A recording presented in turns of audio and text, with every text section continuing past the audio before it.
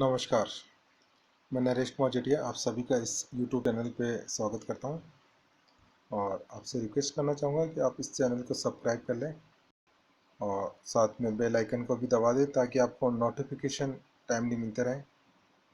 और आज मैं आपको सोशियोलॉजी का एक टॉपिक डिवोर्स के बारे में बताने जा रहा हूँ। डिवोर्स पिछली जो क्लास है उसमें मैंने मीनिंग ऑफ डिवोर्स के बारे में आपको बताया था और उसके कंटिन्यूएशन यानी कि निरंतरता में मैं आपको आर्गुमेंट अबाउट डिवोर्स यानी कि विवाह विच्छेद के संबंध में तर्क, विवाह विच्छेद के संबंध में तर्क, इसके बारे में बताने जा रहा हूँ।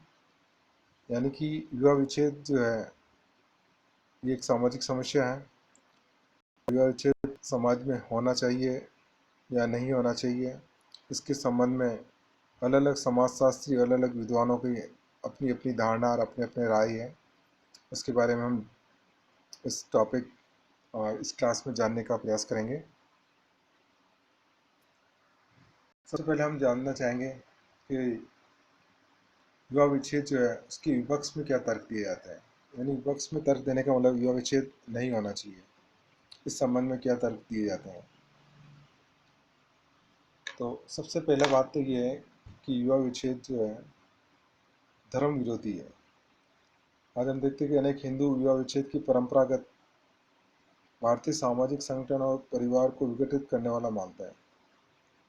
उनके अनुसार जो है विवाह विच्छेद का सिद्धांत हिंदुओं के सामाजिक प्रतिमान के लिए, जिसमें सदियों से रहता है, प्रतिकूल है और विदेशी है। हिंदुओं में विवाह को एक पवित्र धार्मिक संस्कार माना गया है और ये पति पत्नी के बीच जन्म जन्मांतर का संबंध है जिसे तोड़ा नहीं जा सकता है। इस तर्क को उचित नहीं माना जा सकता क्योंकि विवाह को पवित्र धार्मिक संस्कार तो पति पत्नी द्वारा निभाए जाने वाले दायित्व द्वारा बनाया जाता है। ये संस्कार तभी तक है जब तक पति पत्नी परस्पर सहयोग और प्रेम से रहे, बच्चों का लालन पालन करें एवं सामाजिक कर्तव्य का निर्वाह करें। बहुत सारे समाजशास्त्री इसको जो विवाह विच्छेद को धर्म विरोधी मानते हैं। दूसरा तर्क ये दिया जाता है कि ये पारिवारिक विघटन की संभावना इससे बढ़ती है। इस मत के अनुसार तलाक से क्या है, पारिवारिक विघटन की संभावना बढ़ जाएगी। पति पत्नी परस्पर एक दूसरे पर अविश्वास करने लगेंगे, तनाव और मनमुटाव में जो है वृद्धि होगी। स्त्री अन्य पुरुषों को बहकावे में आकर अपने पति को छोड़ देगी और पुरुष भी अन्य स्त्री की ओर आकर्षित होकर उस पर अत्याचार कर सकता है। नेक्स्ट जो तर्क दिया जाता है इसके विपक्ष में, वो दिया जाता है कि स्त्रियों के भरण पोषण की समस्या पैदा हो जाएगी। भारत जो है पुरुष प्रधान देश है जहाँ अधिकांश से स्त्री अशिक्षित है तो अपने जीवन निर्वाह के लिए पति पर निर्भर है। तलाक होने पर वह बेघर बेसहारा हो जाएगी और उनके सामने जीविका का संकट पैदा हो जाएगा और उन्हें आर्थिक कठिनाइयों का सामना करना पड़ेगा और कई बार स्त्रियों को अनैतिक जीवन भी व्यतीत करना पड़ सकता है। हालांकि इस तर्क का विरोध में लोग कहते हैं कि अब स्त्रियां हैं उसमें जागरूकता आ चुकी है और आज स्त्रियां नौकरी और व्यवसाय के द्वारा अपने जीवन यापन करने में सक्षम होती जा रही है।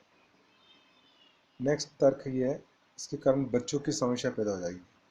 तलाक के कारण बच्चों पर प्रतिकूल प्रभाव पड़ेगा और उनके लालन पालन शिक्षा दीक्षा की समस्या पैदा हो जाएगी।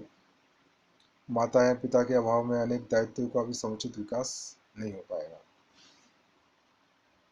नेक्स्ट है तलाक की प्रवृत्ति को प्रोत्साहन मिलेगा। विवाह विच्छेद की छूट देने से क्या है कि लोग इसके आदी हो जाएंगे और वो एक के बाद एक तलाक देते जाएंगे और पुनः जो है रीमैरिज यानी कि पुनर्विवाह करते जाएंगे। इससे जीवन में क्या है कि ठहराव नहीं आएगा और अनैतिकता में वृद्धि होगी। हालांकि इस तर्क का विरुद्ध जो तर्क ये दिया जाता है कि तलाक की जो स्वीकृति के अगर नहीं दी जाती है तो व्यक्ति किसी अन्य व्यक्ति से यौन संबंध स्थापित करके भी अनैतिकता को बढ़ावा दे सकता है। और एक ये भी है कि तलाक के जो दुष्प्रभाव भी होते हैं, इसके कारण तलाक से संवेगात्मक संकट पैदा होता है। पति पत्नी पत्नी की जो आशाएं टूट जाती है और उसके सपने जो होते हैं चकनाचूर हो जाते हैं और उनमें हीन भावना पैदा हो जाती है और अपने पुराने अनुभव के आधार पर उसकी काम वासना की तृप्ति नहीं होती तो वह अनैतिक तरीके अपनाता है, इससे वेश्यावृत्ति की वृद्धि होती है। तो ये तमाम जो तर्क दिए गए हैं वो विवाह विच्छेद के विवक्ष में दिए गए हैं। अब हम बात करते हैं विवाह विच्छेद का औचित्य यानी कि तलाक के पक्ष में क्या क्या तर्क है। यानी कि तलाक के पक्ष में क्या है, जस्टिफिकेशन ऑफ डिवोर्स या अपन ये कह सकते हैं arguments in favour of divorce.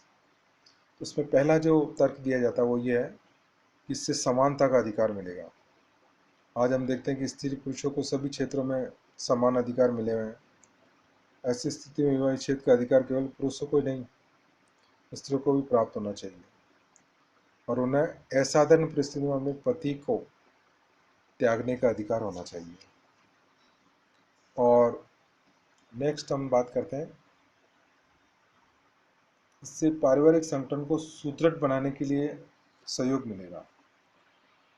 हम देखते हैं कि आजकल एकाकी परिवारों में पति के दुराचारी होने पर या इसका वैवाहिक दायित्व जिम्मेदारी नहीं निभाने पर पति पत्नी जो है बच्चों का कोई अन्य सहारा नहीं होता। ऐसी दशा में स्त्री और बच्चों की रक्षा के लिए परिवार को सुसंगठित बनाने के लिए विशिष्ट परिस्थितियों में विवाह विच्छेद की स्वीकृति दी जानी चाहिए। और नेक्स्ट है स्त्रियों की दशा सुधारने के लिए। कई बार पारिवारिक जीवन बहुत ही संघर्षपूर्ण और तनावपूर्ण हो जाता है। तो स्त्रियों को विवाह विच्छेद का अधिकार मिलने पर उनकी पारिवारिक और सामाजिक प्रतिष्ठा जो है उसमें वृद्धि होगी और इससे पुरुषों की जो मनमानी है उस पर भी अंकुश लगेगा। और एक तर्क ये दिया जाता है इससे वैवाहिक समस्याओं से मुक्ति पाने में सहयोग मिलेगा।